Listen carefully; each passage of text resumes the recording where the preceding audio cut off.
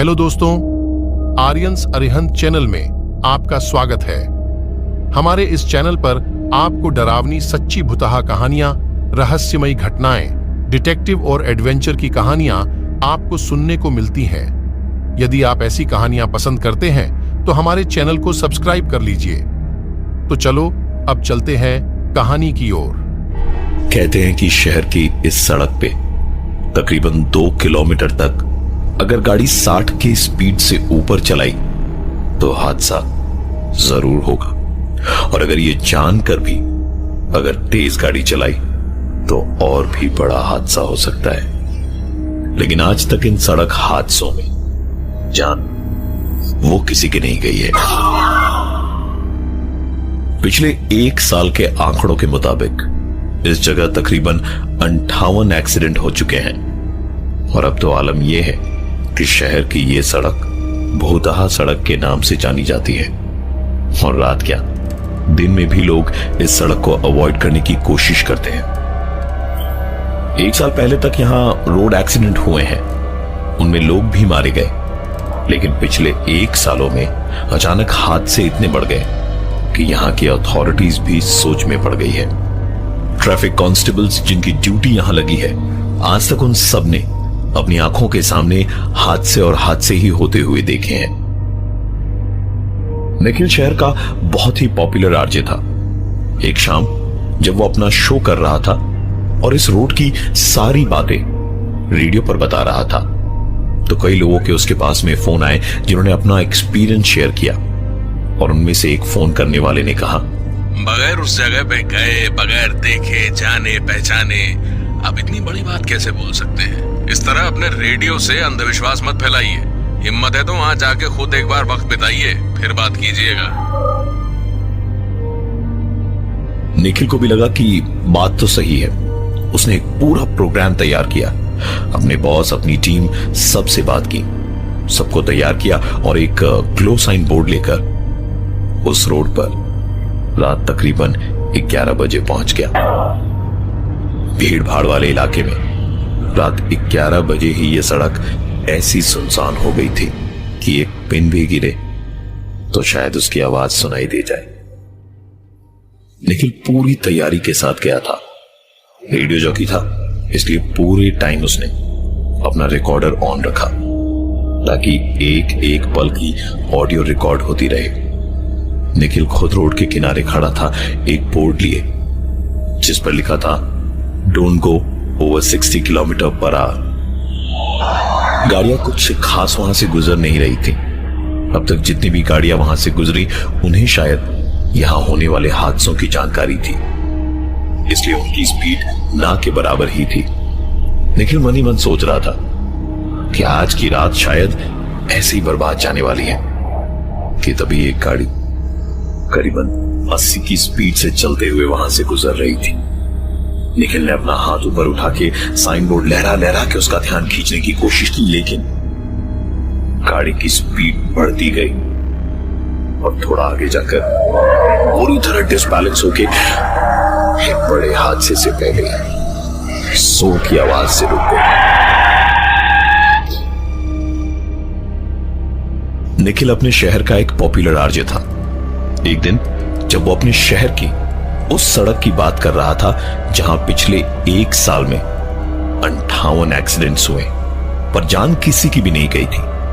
शहर की यह सड़क अब भूतहा सड़क के नाम से जानी जाती थी। निखिल की बातें सुनकर एक कॉलर ने कॉल करके कहा, बगैर उस जगह पे गए, बगैर देखे, जाने पहचाने आप इतनी बड़ी बात कैसे बोल सकते हैं? हिम्मत है तो वहां जाके खुद एक बार वक्त बिताइए, फिर बात कीजिएगा।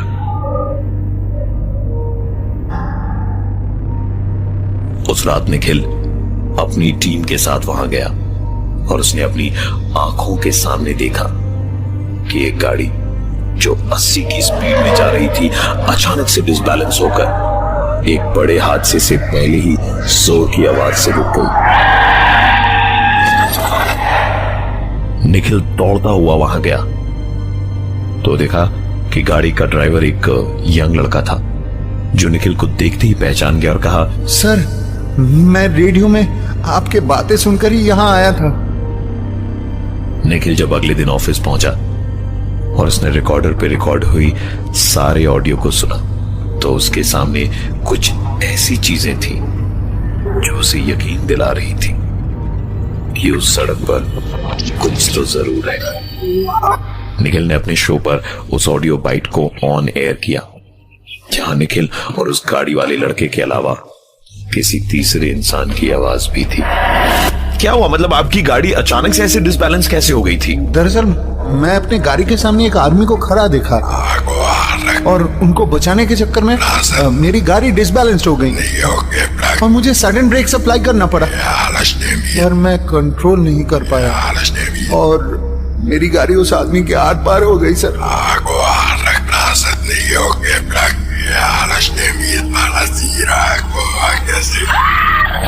निखिल ने ये तीसरी आवाज जो रिकॉर्ड हुई थी उसे दोबारा रेडियो पर प्ले किया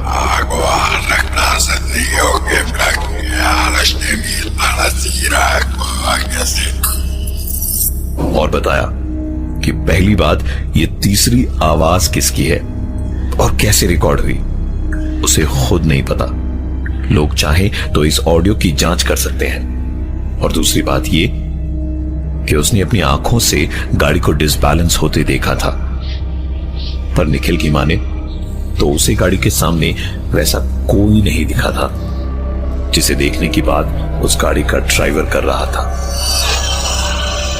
निखिल और उसकी टीम मिलकर पुलिस और एडमिनिस्ट्रेशन के पास गई और उन्होंने मिलकर उस रोड पर सीसीटीवी कैमरा और एक्स्ट्रा लाइट्स लगवाई। ये सब करके निखिल के शो की पॉपुलैरिटी तो बढ़ गई थी, साथ ही एक जिम्मेदार शहरी होने का भी उसे गर्व महसूस हो रहा था। लेकिन अभी भी उसके दिमाग में एक ही चीज घूम रही थी, ये तीसरी आवाज किसकी थी।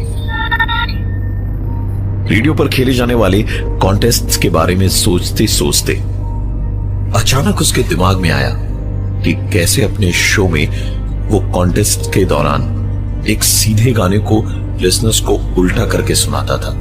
और जैसे ही ये बात उसके दिमाग में आई, वो रात को 2 बजे ही दौड़ा दौड़ा अपनी ऑफिस गया। उल्टा करके उसने उस तीसरी आवाज को सुना तो अब साफ समझ आ रहा था कि उस तीसरी आवाज ने जो कहा था वो था, इसे कहो गाड़ी जरा धीमे चलाए, घर पे कोई इंतजार कर रहा होगा। निखिल शहर की उस सड़क पे देर रात एक ऑडियो रिकॉर्डर के साथ रेकी करने गया, जहां पिछले कुछ सालों में 58 एक्सीडेंट्स हुए, पर उन एक्सीडेंट्स में किसी की भी मौत नहीं हुई। निखिल की आंखों के सामने एक गाड़ी डिसबैलेंस होकर अचानक से रुक गई। निखिल ने उस गाड़ी के ड्राइवर से बात करी और अगले दिन ऑफिस आकर रेडियो पर जब ऑडियो प्ले किया तो उसमें उन दोनों के अलावा एक तीसरी आवाज भी रिकॉर्डेड थी। ये तीसरी आवाज निखिल ने रेडियो पर भी सुनाई थी और रात के 2 बजे निखिल के दिमाग में अचानक क्या आया कि वो भागा भागा ऑफिस पहुंचा। जब उसने उस आवाज को उल्टा किया तो पता चला कि वो तीसरी आवाज क्या कह रही थी, इसे कहो गाड़ी जरा धीमे चलाए, घर पे कोई इंतजार कर रहा होगा। निखिल के चेहरे की मुस्कान देखते बन रही थी, मानो जैसे उसने कोई जंग जीत ली हो। अगले दिन यह ऑडियो पीस पूरे शहर में चर्चा का विषय बन गई थी। आग कुछ इस कदर फैली कि शहर के एडमिनिस्ट्रेशन की तरफ से फोन आया और उन्होंने साफ साफ एक ही बात कही कि देखिए, इस तरह आप किसी भी ऑडियो बाइट के साथ कुछ भी कर सकते हैं और कुछ भी रेडियो पर प्रेजेंट कर सकते हैं, लेकिन ऐसी बातों से आप अफवाह और पैनिक फैला रहे हैं। आप ऐसा बिल्कुल नहीं कर सकते। ये सब इमीडिएटली आपको रोकना होगा, वरना हमें एक्शन लेना पड़ेगा। शहर के एडमिनिस्ट्रेशन और अथॉरिटीज के बढ़ते हुए प्रेशर के कारण कंपनी को निखिल को कुछ दिनों के लिए उस शो से हटाना पड़ा। निखिल सच्चा था और वो ऑडियो बाइट भी सच्ची थी। ये बात कंपनी में सबको मालूम थी, पर शहर के एडमिनिस्ट्रेशन से बैर लेना भी ठीक नहीं था। निखिल जब से ऑफ एयर हुआ था मेंटली बहुत ज्यादा डिस्टर्ब रहने लगा। उसे अपने सपनों में एक आदमी दिखाई देता निखिल मेरी बात तो सुनो। और अपने सपनों में उसे रोड एक्सीडेंट्स दिखाई देते। हो ना हो उसके सपनों का इन हादसों के साथ कोई न कोई संबंध जरूर होगा। उसने अपनी सारी जान पहचान का जोर लगाया और उस रोड पर हुए पिछले 2 सालों में एक्सीडेंट्स का पूरा कच्चा चिट्ठा निकलवाया।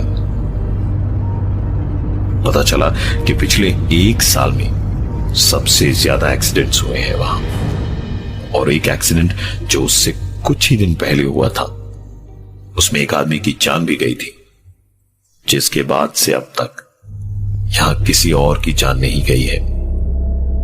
निखिल ने जब फाइल में लगी तस्वीर देखी तो अपनी आंखों पर उसे यकीन नहीं हो रहा था, क्योंकि मरे हुए इंसान का चेहरा उससे मिल रहा था जिसे निखिल अपने सपनों में लगातार देखे जा रहा था पिछले कुछ दिनों से। निखिल शहर का सबसे पॉपुलर रेडियो जॉकी था, जिसे शहर की एडमिनिस्ट्रेशन से आए प्रेशर के कारण कुछ दिनों के लिए ऑफ एयर करना पड़ा था। दरअसल निखिल ने अपने शो में उस सड़क पर एक शो भी किया था जो भूतहा सड़क के नाम से जानी जाती थी, और ऑडियो रिकॉर्डर की मदद से उसने वहां जाकर कुछ ऐसा रिकॉर्ड कर लिया, वो भी अनजाने में कि उसे रेडियो पर प्ले करने के बाद उसकी नौकरी पर बनाई थी। निखिल ने ऑफ एयर होने के बाद वहां हुए रोड एक्सीडेंट्स की डिटेल्स निकलवाई। एक तस्वीर पर नजर अटकी। ये वही इंसान था जो आजकल निखिल को उसके सपने में बार बार दिखाई दे रहा था। पता लगाकर जब उसके घर पहुंचा तो 2 बच्चे वहां घर के बाहर खेल रहे थे। आसपास पूछताछ की तो लोगों ने बताया कि वो मनोहर के बच्चे हैं, और मनोहर जब तक जिंदा था तब तक तो सब ठीक था, लेकिन एक्सीडेंट में मरने के बाद से उनके घर की हालत बहुत खराब हो गई। बीवी एक छोटी सी दुकान में नौकरी कर रही है और किसी तरह बच्चों को संभाल रही है। बच्चों की पढ़ाई लिखाई भी छूट गई थी, और पूछने पर पता चला कि आखिरी बार मनोहर वही रोड के पास चाय की दुकान में बैठा चाय पी रहा था जहां पर यह हादसा हुआ था। निखिल वहां पहुंचा और चाय वाले को चाय बोलकर बातों बातों में पूछना शुरू किया तो चाय वाले ने उस रात की पूरी कहानी सुनाई। साहब, मनोहर भाई रोज रात को दफ्तर से लौट के यहीं पर चाय पीकर बच्चों के लिए चॉकलेट लेकर जाते थे। उस रात उन्हें थोड़ी देर हो गई थी लौटने में। यहीं बैठकर मेरी दुकान पर चाय पी रहे थे जब कॉलेज के हुड़दंगी छोकरे बाइक और कार में हल्ला मचाते हुए यहां से तेजी से निकले। मनोहर भाई एकदम से चौंक गए थे, और ऐसा देख के वो भी इतनी रात को यहां दुकान से थोड़ा सा ही बाहर निकलकर हाथ उठा के चिल्लाते हुए कहने लगे, अरे खुद मारना है तो मारना, इतनी तेज गाड़ी चला के दूसरे की काहे बैंड बजाता है। क्या बताएं निखिल भैया, उनकी बात तो खत्म भी नहीं हुई थी कि उन्हीं लड़के लड़कियों की गाड़ी डिसबैलेंस होके पीछे यहीं उन्हें टक्कर मार के चली गई, और हम भैया कुछ भी न कर पाए। मनोहर भैया ने यहीं पर दम तोड़ दिया था। निखिल अब पूरा सच जान चुका था। सच तो उसके सामने था, पर उस सच पर यकीन करने के लिए इस बार ड्राइविंग सीट पर निखिल खुद था, और गाड़ी की स्पीड उसी सड़क पर उसने 80 तक की पकड़ी थी कि गाड़ी अचानक डिसबैलेंस हुई और सडन ब्रेक से रुक गई। उस रात निखिल ने उस सच को अपनी आंखों के सामने देखा था। पर रेडियो पर वापस आने के बाद अपने इस एक्सपीरियंस का जिक्र वो शहर की एडमिनिस्ट्रेटिव प्रेशर के कारण कभी न कर पाया। बस अपना शो खत्म करते वक्त हर दिन एक ही बात कहता, देखिए हमारे चाचा कहते हैं कि सड़क पे ना गाड़ी जरा देख के चलाएं, क्योंकि यहां रफ्तार आपकी बढ़ी या सावधानी हटी तो आपके चौथे पर खीर पूरी बटी।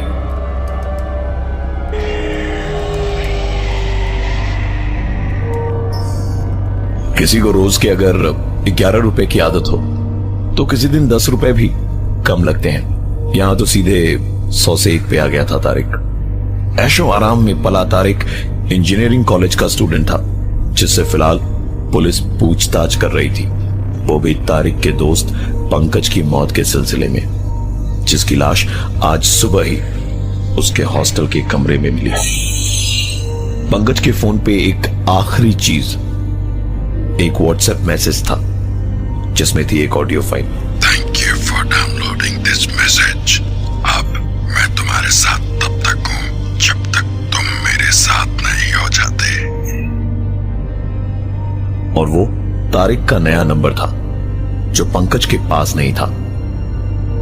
पुलिस का सवाल एक ही था कि अननोन नंबर से क्यों एक ऐसा मैसेज भेजा गया। तो तारिक ने कहा कि पंकज हम सब में सबसे डरपोक था, उसे डराने के लिए हम लोगों ने यह मैसेज भेजा था। यकीन मानिए हम तो यहां थे ही नहीं, हम लोग तो उसके दोस्त हैं, हम क्यों मारना चाहेंगे उसको। इंस्पेक्टर साहब बस तारिक को इंटरोगेट करने के लिए थप्पड़ मारने ही वाले थे कि उनका फोन बजा। फोन उठाया तो पोस्टमार्टम रिपोर्ट की कंफर्मेशन थी, जिसके अनुसार पंकज की मौत हार्ट फेल होने से हुई थी। It's natural death. तारिक को छोटी मोटी फॉर्मेलिटीज के बाद में थाने से छोड़ दिया गया। पूरे दिन तारिक सिर्फ रोता रहा। बदनाम तो बस आधे घंटे में ही हो गया था वो पुलिस के आने से, और अब वो डरा हुआ भी था। तारिक पूरी बातों को याद करके रोता रहा कि कैसे हमेशा छोटी छोटी बात पे भी पंकज बुरी तरह से डर जाता था। दोस्तों का ग्रुप चैट था जिसमें पंकज, तारिक, आलोक और अंकित थे। उस रात तारिक, आलोक और अंकित ने मिलकर ही वो मैसेज भेजा था पंकज को। तारिक उन दोनों से बात करते करते उन्हें पूरी बात बता ही रहा था कि उसके फोन पे एक अननोन नंबर से व्हाट्सएप मैसेज आया। ऑटो डाउनलोड ऑन था तो वो ऑडियो मैसेज डाउनलोड होकर एकदम से चल पड़ा। Thank you for downloading this message. अब मैं तुम्हारे साथ तब तक हूं जब तक तुम मेरे साथ नहीं हो जाते। तारिक इतना कुछ बीतने पे चिड़चिड़ा हो गया था। उसने मैसेज में साफ साफ लिखा, हमारे एक मजाक की वजह से शायद हमारे दोस्त की जान चली गई। तुम दोनों को अब भी मजाक सूझ रहा है? बंद करो अपनी ये बकवास। तुरंत आलोक और अंकित का रिप्लाई आया, क्या हुआ, कैसा मजाक? हम लोग खुद परेशान बैठे हैं, तुझसे क्या मजाक करेंगे? आलोक और अंकित तारिक को मैसेज पे मैसेज करते गए, लेकिन तारिक का उनको कोई रिप्लाई नहीं मिला। उस रात तारिक का आखिरी मैसेज व्हाट्सएप पे जो था वो था, I think there is something wrong here. Pankaj की हॉस्टल के रूम में मौत के बाद शक उसके दोस्त तारिक पे गया, क्योंकि तारिक के ही नए नंबर से पंकज के फोन पे एक आखिरी व्हाट्सएप मैसेज गया था जो एक ऑडियो फाइल थी। Thank you for downloading this message. अब मैं तुम्हारे साथ तब तक हूं जब तक तुम मेरे साथ नहीं हो जाते। पंकज की पोस्टमार्टम रिपोर्ट में पता चला कि उसकी मौत हार्ट फेल होने की वजह से हुई थी, इसलिए पुलिस को तारिक को छोड़ना पड़ा। एक वैसा ही ऑडियो फाइल आलोक और अंकित से चैट करते वक्त तारिक के पास एक अननोन नंबर से आया।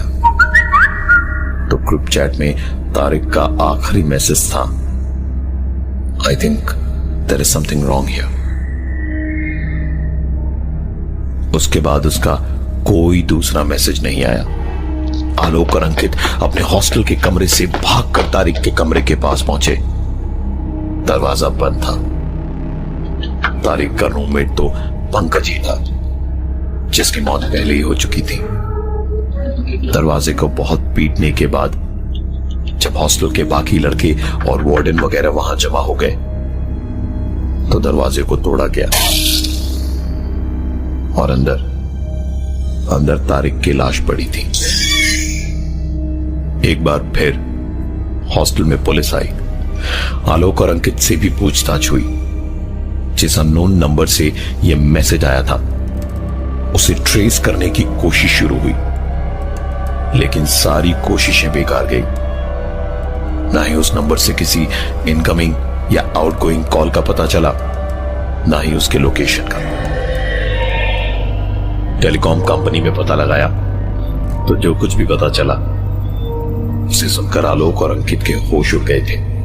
यह नंबर उनके मरे हुए दोस्त पंकज का था, जो 4 साल पहले ही बंद हो चुका था।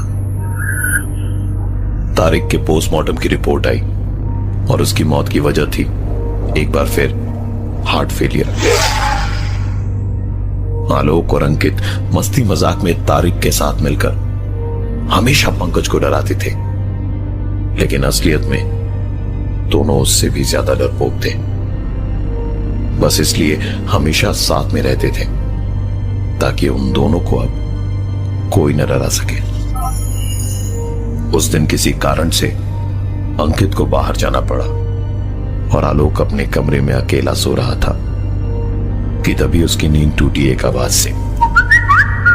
आंखें खोल के देखा तो उसके फोन पे एक व्हाट्सएप मैसेज आया हुआ था और ये वही ऑडियो मैसेज था। Thank you for downloading this message. अब मैं तुम्हारे साथ तब तक हूँ जब तक तुम मेरे साथ नहीं हो जाते। थैंक यू फॉर डाउनलोडिंग आलोक के पैर वहीं के वहीं जब मैं उस मैसेज को सुनते वो मैसेज बार बार चले जा रहा था और आलोक की सांसें भारी होती जा रही थी।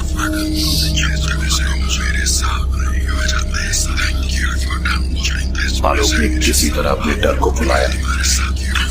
तुरंत उनका ऑडियो बंद करके पुलिस को फोन मिलाने को नंबर डायल किया और नंबर डायल करके जब फोन का ईयरपीस उसने कान पे लगाया तो दूसरी तरफ से आवाज आई, thank you for downloading this message.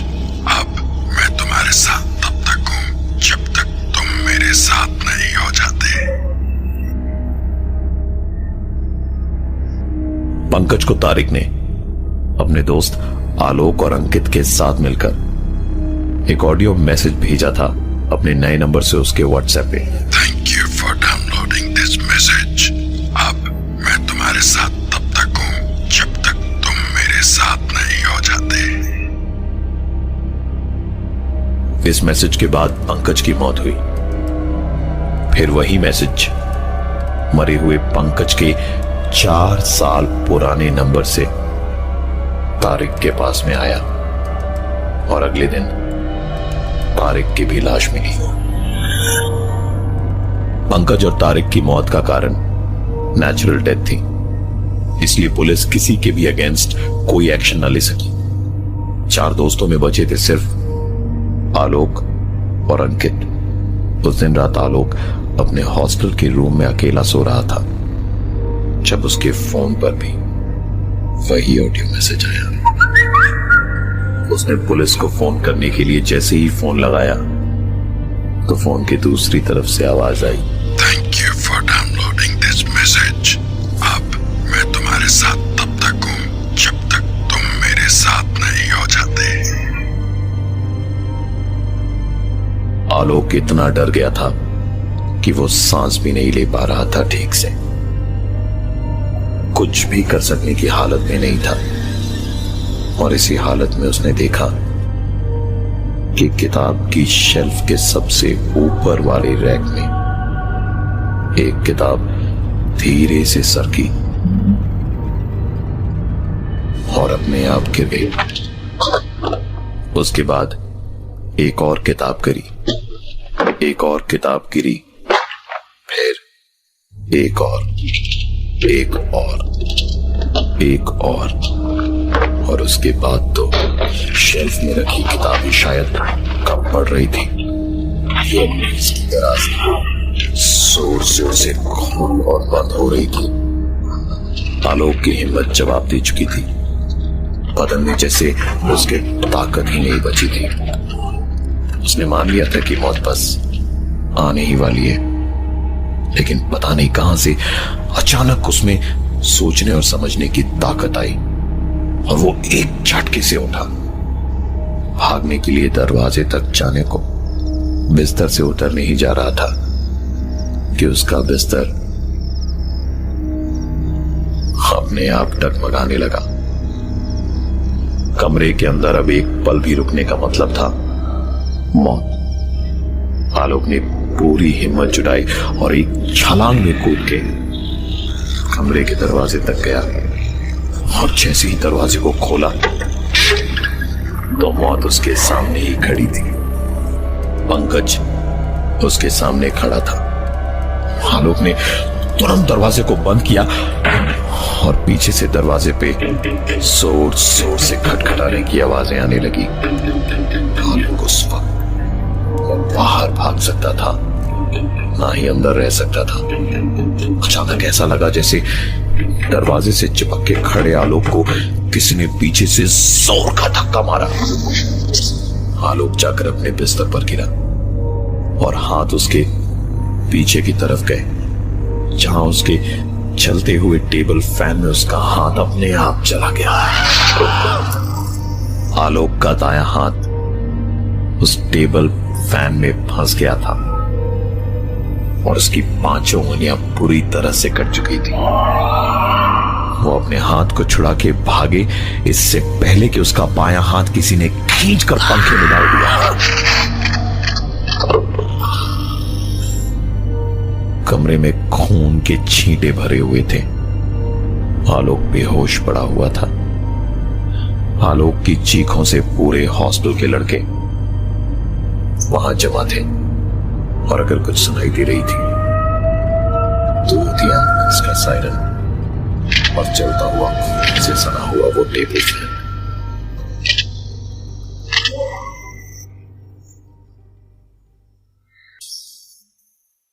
Pankaj को तारिक और उसके दोस्त आलोक और अंकित ने मिलकर डराने के लिए एक ऑडियो मैसेज भेजा था व्हाट्सएप पे, जिसके बाद पंकज की डेथ हुई थी।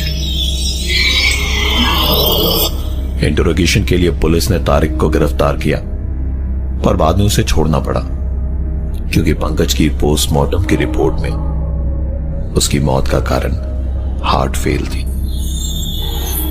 कुछ दिन बाद ही तारिक की भी मौत हुई और उसके फोन पर भी वही ऑडियो मैसेज था, पर जिस नंबर से वो ऑडियो मैसेज आया था वो पंकज का था, जो 4 साल पहले बंद हो गया था।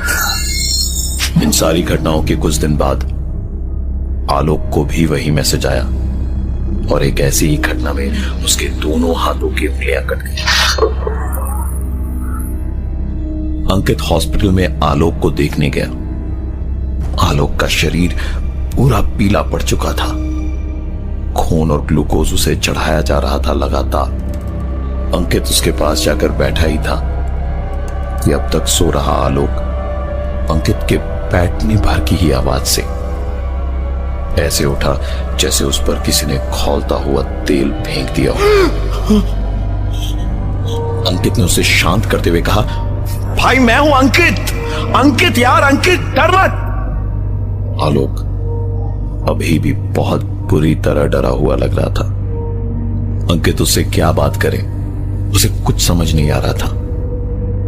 अचानक आलोक फूट के रोने लगा और उसने सब बताया कि उसके साथ कमरे में क्या हुआ था, कैसे उसकी उंगलियां कटी। अंकित ने किसी तरह आलोक का रोना बंद किया कि ठीक तभी अंकित का फोन बजा। अंकित को एक व्हाट्सएप मैसेज आया था और वो था एक audio message. Thank you for downloading this message. अब मैं तुम्हारे साथ तब तक हूं जब तक तुम मेरे साथ नहीं हो जाते। अंकित के चेहरे पर अब वही डर दिखाई दे रहा था जो कि आलोक के चेहरे पर था। अंकित समझ नहीं पा रहा था कि करे तो क्या करे। आलोक के मामले में पूछताछ करने पुलिस भी वहां आई हुई थी। वो तुरंत उठकर उनके पास पहुंचा और जाके बोला, सर मेरे पास अभी अभी मैसेज आया सर, वही वाला ऑडियो मैसेज। सर अब मेरी बारी है, मुझे बचा लीजिए। मुझे बचा लीजिए सर, मुझे बचा लीजिए सर, मुझे बचा लीजिए। इंस्पेक्टर ने अंकित को गुस्से से देखा और फिर उसे डांटते हुए कहा, तुम सारे लड़कों ने ना हम लोगों का जीना मुश्किल कर रखा है। वो दोनों लड़के मरे हार्ट फेल होने से, और ये आलोक जो यहां बिस्तर पर लेटा है, शराब इसने इतनी पी रखी थी कि उसकी उंगलियां कट गई। और अगर तुमने कोई नाटक किया ना भूत प्रेत का, तो मैं तुम्हारी टांगें तोड़ दूंगा। भागो यहां से। अंकित की आखिरी उम्मीद भी जा चुकी थी। पुलिस अगले दिन सुबह एक बार फिर उस हॉस्टल में आई हुई थी, क्योंकि इस बार अंकित की लाश उस कमरे से मिली थी। अगर आपको भी एक अननोन नंबर 8334001413 से कोई ऑडियो मैसेज आए तो उसे डाउनलोड मत कीजिएगा।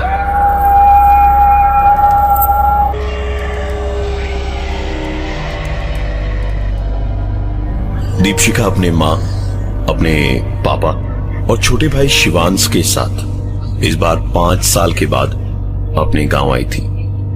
शहर से जब भी सब लोग गांव आते तो सब बड़े खुश होते, भाग दौड़ से दूर थोड़ी सुकून और शांति के कुछ दिन बिताते और फिर वापस वही भाग दौड़ वाली भीड़ में खो जाते।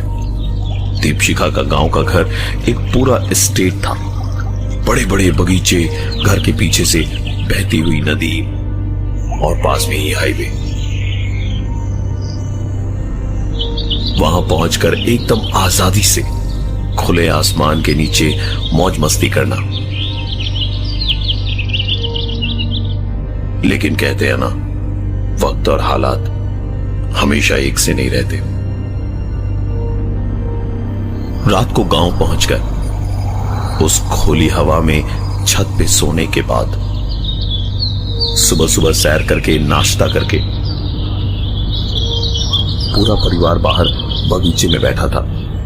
दीपशिखा शिवांश के साथ खेल रही थी और शिवांश की शरारतों पे बार बार अपने पापा को शिकायत कर रही थी। उसके पापा भी ऐसे खेल कूद से खुद को ज्यादा देर दूर न रख सके, वो भी उठकर उन दोनों के साथ खेलने लगे। दीपशिखा खेलते खेलते उस घर के मेन गेट के पास पहुंची। पुराने जमाने का बड़े बड़े लंबे सरियों का बना हुआ मेन गेट थोड़ा डरावना था। वहां छुप के खड़ी दीपशिखा को एक आवाज सुनाई दी।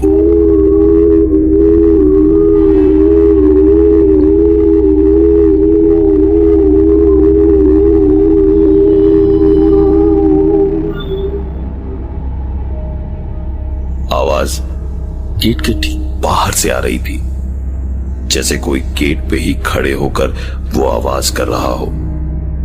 इससे पहले कि दीपशिखा मेन गेट खोल कर देखती, उसने देखा एकदम से भाले चंगे उसके पापा अचानक से जमीन पे बैठ के अपना बायां पैर पकड़कर चीख रहे थे, जैसे बड़ी तेज उन्हें चोट लगी हो। वो पूरी तरह दर्द से तड़प रहे थे।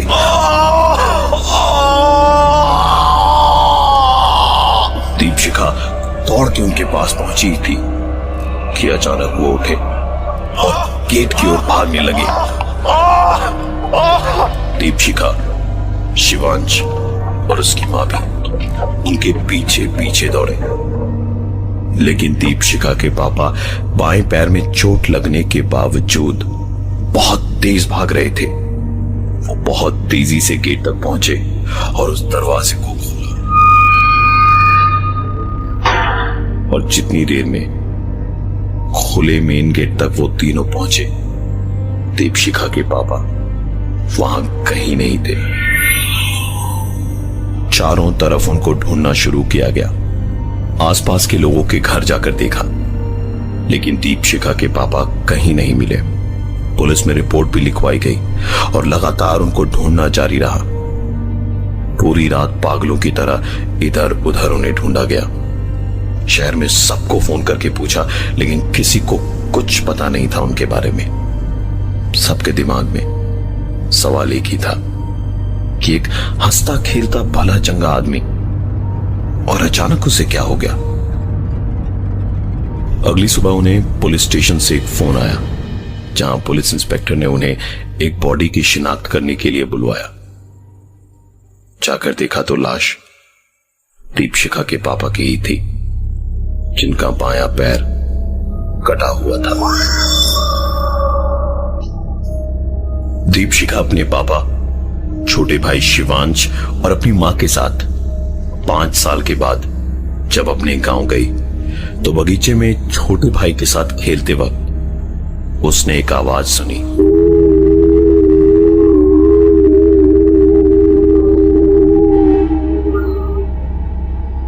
उसी वक्त उसके पापा के पैर में एक दर्द उठा और वो दौड़ते हुए घर से बाहर भागे।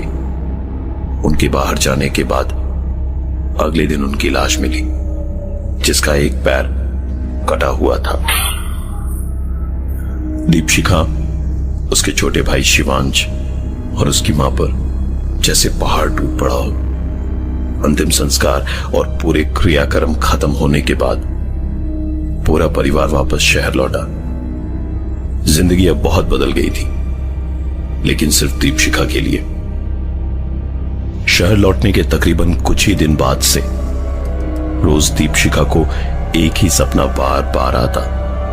वो अपने गांव के घर के बगीचे में बैठी है और दरवाजे पर एक आवाज होती है।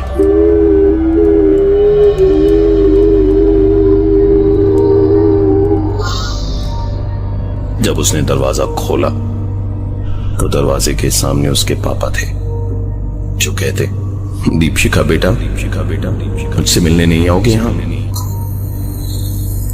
जब ये सिलसिला काफी दिनों तक चलता रहा तो दीपशिखा ने अपनी मां को बताया। उन्होंने तुरंत किसी पंडित जी से पूछताछ की तो वो बोले कि कई बार सिर्फ शरीर से ही मुक्ति मिलती है, पर संसार से नहीं।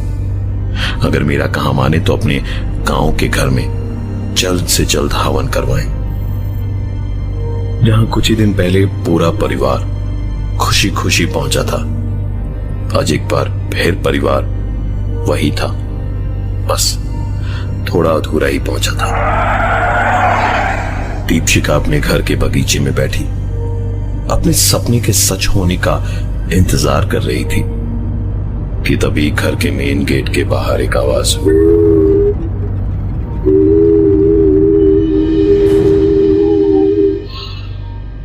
दीपशिखा दौड़ी दौड़ी गई, पर उसे मालूम था कि उसके डैड की मौत हो चुकी है, इसलिए उसने अपने सपने की तरह यहां दरवाजे को नहीं खोला, बस जोर से चिल्लाई, डैड आप मर चुके हैं, आप हमें इस तरह से परेशान मत कीजिए। दीपशिखा के चिल्लाने पर वो आवाज अचानक ही बंद हो गई। अगले दिन दीपशिखा चाह कर भी उस हवन में बैठ नहीं पा रही थी, क्योंकि वो उस आवाज को साफ साफ सुन पा रही थी, जो किसी और को सुनाई नहीं दी।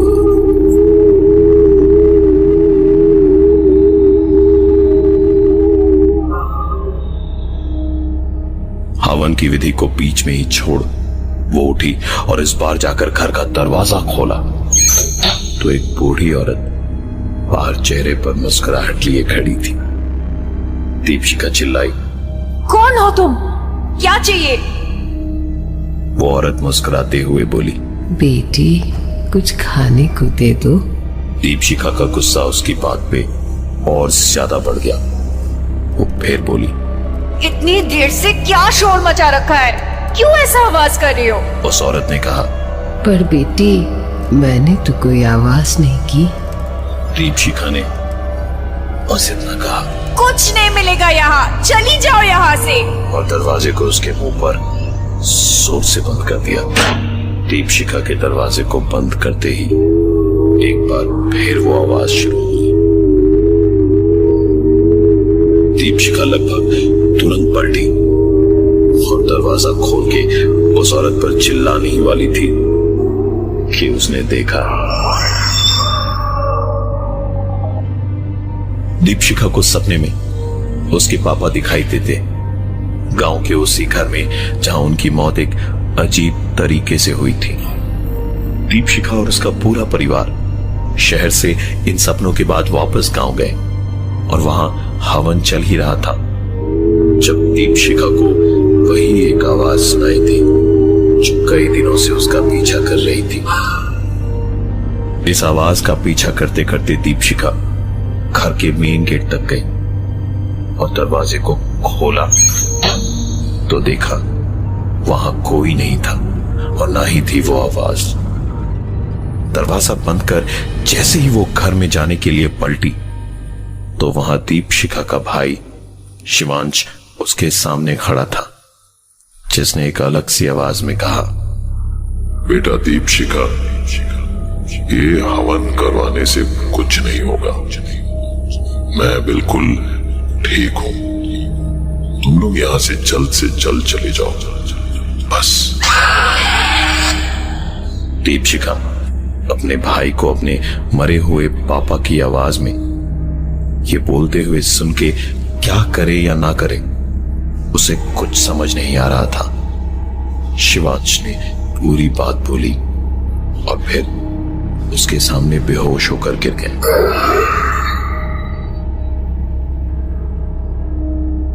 दीपशिखा ने दौड़ के उसे गोद में उठाया। हवन भी तब तक खत्म हो चुका था। शिवांश को बिस्तर पे सुलाकर उसकी मां उसके पास ही सो गई।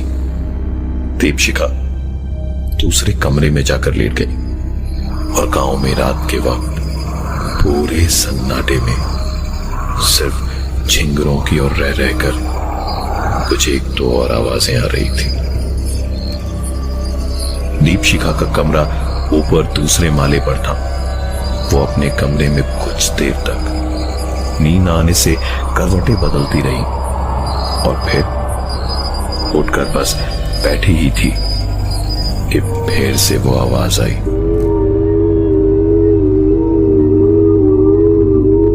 इस बार ये आवाज उसकी खिड़की के ठीक बाहर से आ रही थी।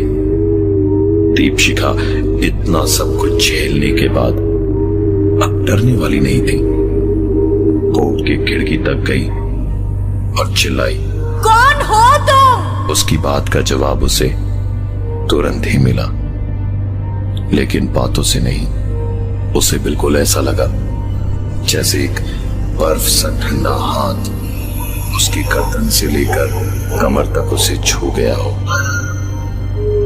वो आवाज अभी भी आ रही थी। दीपशिखा झटके से पलटी तो खिड़की के बाहर से जैसे किसी ने उसके बाल पकड़ के जोर से उसे खींचा। इतनी जोर से कि वो कमर तक कमरे के अंदर थी और कमर से सर तक खिड़की के बाहर। इस बार जवाब उसे मिला क्योंकि वो आवाज अब बंद हो चुकी थी और कोई ठीक उसके कानों में बोल के गया, मैं हूं शांति देवी। दीपशिखा वापस अपने गांव आई थी जहां उसके डैड की मौत हुई थी। एक अजीब सी आवाज उसका पीछा किए जा रही थी, सिर्फ यहां गांव में नहीं बल्कि उसके सपनों में भी। हवन के वक्त दीपशिखा के छोटे भाई शिवांश ने अपने मरे हुए पिता की आवाज में कहा, बेटा दीपशिखा, ये हवन करवाने से कुछ नहीं होगा। मैं बिल्कुल ठीक हूं। तुम लोग यहां से जल्द चले जाओ बस। उस दिन रात दीपशिखा को अपने कमरे में एक आवाज सुनाई दी। उसने चिल्लाकर पूछा तो सामने से इस बार आवाज आई, मैं हूं शांति देवी। दीपशिखा के चीखने और चिल्लाने की आवाज से उसकी मां वहां दौड़ी दौड़ी आई और उसने दीपशिखा को संभाला। दीपशिखा ने तुरंत अपनी मां से पूछा, मां शिवांश कहां है? मां ने कहा अपने कमरे में सो रहा होगा। दौड़ते हुए वो वहां गए तो शिवांश कहीं नहीं था। पूरे घर का चप्पा चप्पा छान मारने के बाद भी जब शिवांश कहीं नहीं मिला तो उन्होंने उन्होंने घर से बाहर जैसे ही कदम रखा तो सामने का नजारा देख उनके पैरों तले जमीन खिसकने लगी। शिवांश वहां हवा में किसी से लड़ाई कर रहा था और कह रहा था, ये मेरा परिवार है, इन्होंने तुम्हारा कुछ नहीं बिगाड़ा है, मैं इन पर कोई आंच नहीं आने दूंगा। शारदा देवी, तुम्हारी दुश्मनी मेरे से है, मेरे परिवार और मेरे बच्चों से नहीं है। दीपशिखा ने आओ देखा न ताओ सीधे जाकर अपने भाई को संभालने की कोशिश की, पर न जाने उसके शरीर में कैसी अजीब सी एक ताकत आ गई थी कि दीपशिखा उसे कंट्रोल ही नहीं कर पा रही थी। दीपशिखा ने चिल्लाते हुए कहा, पापा आप शिवांश को परेशान करना छोड़िए, हम अपनी मदद खुद कर सकते हैं। दीपशिखा के इतना कहते के साथ ही शिवांश वहीं बेहोश हो गया। अचानक ही आसमान में बहुत जोर की बिजली कड़की और शुरू हुई जोरदार बारिश। दीपशिखा और उसकी मां शिवांश को उठाकर घर के अंदर ले गए। हवाएं इतनी तेज हो चुकी थी कि घर के अंदर उसकी आवाजें गूंजने लगी थी। इन सब के बीच पूरे घर में और एक आवाज गूंज रही थी,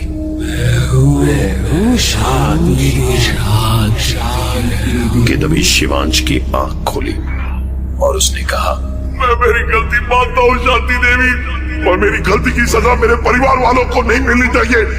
तुमने मुझे मार ही दिया है, मेरे परिवार को छोड़ दो शांति देवी, मेरे परिवार को छोड़ दो।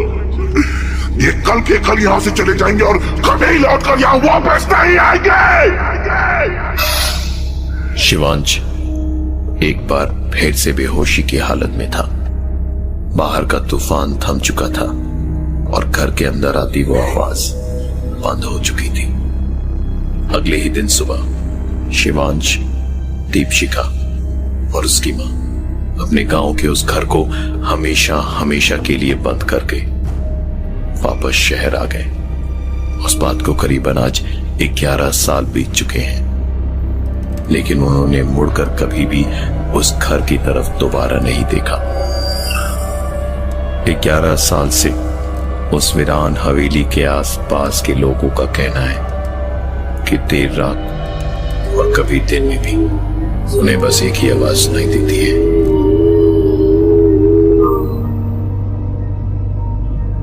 दीपशिखा के मन में कई सवाल थे जिनका जवाब वो जानना चाहती थी। दरअसल जिस जमीन पर यह घर खड़ा किया गया था वो शांति देवी के नाम पे था, जिनसे यह जमीन धोखे से हड़पी गई थी दीपशिखा के पिता द्वारा ही। जमीन के चले जाने के बाद शांति देवी ने उसी जमीन पर आत्महत्या की थी। लोग कहते हैं कि शांति देवी की आत्मा आज भी वहां भटकती है।